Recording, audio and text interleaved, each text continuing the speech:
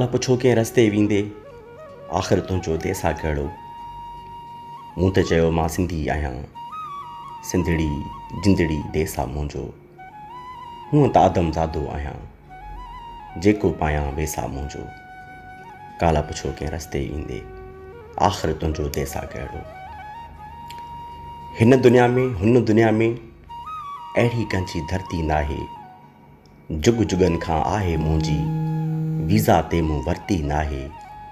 अबरी आहे सबरी आहे, सौदागर ला सस्ती नाहे। काला पुछो कंहिं रस्ते वेंदे आख़िर तुंहिंजो देसा कहिड़ो। मूं त चयो मां सिंधी आहियां, सिंधड़ी जिंदड़ी देसा मुंहिंजो। हूअं त आदमज़ादो आहियां, जेको पायां वेसा मुंहिंजो। काला पुछो कंहिं रस्ते वेंदे आख़िर तुंहिंजो देसा कहिड़ो। जंहिं ते चंड मुदामी आशिक़, जंहिंजो साथी सिज ज़ल खां, जंहिंजा दर्द दरावड़ वांगे, जंहिंजा नींहं बि निज अज़ल खां, जंहिंखे बनियूं ॿारहा पंहिंजा, जंहिंखे पंहिंजा ॿिज अज़ल खां। काला पुछो कंहिं रस्ते वेंदे आख़िर तुंहिंजो देसा कहिड़ो। मूं त चयो मां सिंधी आहियां, सिंधड़ी जिंदड़ी देसा मुंहिंजो। जंहिं वटि लाड़ उतरे काछो, जंहिं वटि थर बर ॾहर क़दीमी, ॻारियल ॻाल्हियूं ॻोठ उन्हीअ जा, शोलनि जहिड़ा शहर क़दीमी। जंहिं वटि पंहिंजूं माखियूं आहिनि, जंहिं वटि पंहिंजा ज़हर क़दीमी। काला पुछो कंहिं रस्ते वेंदे आख़िर तुंहिंजो देसा कहिड़ो। जंहिंमें हिकिड़ो मस्तु कलंदर, झूले लालण लाल सदाईं, अनल हक़ अलींदा सचल, सिंध में साला साल सदाईं। जंहिं वटि कई शाह इनायत, मक़्तल माला माल सदाईं। काला पुछो कंहिं रस्ते वेंदे आख़िर तुंहिंजो देसा कहिड़ो।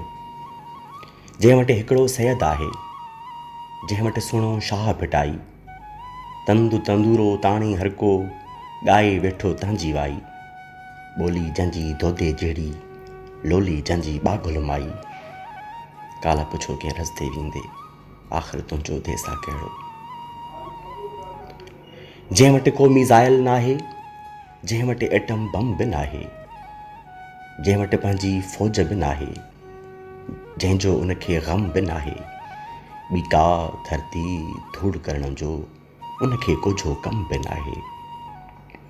काला पुछो कंहिं रस्ते वेंदे आख़िर तुंहिंजो देसा कहिड़ो।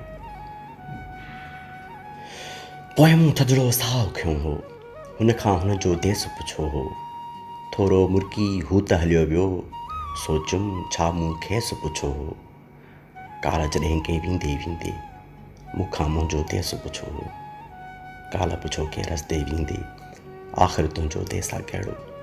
मूं त चयो मां सिंधी आहियां, सिंधड़ी जिंदड़ी देसा मुंहिंजो। हूअं त आदमज़ादो आहियां, जेको पायां वेसा मुंहिंजो। काला पुछो कंहिं रस्ते वेंदे आख़िर तुंहिंजो देसा कहिड़ो।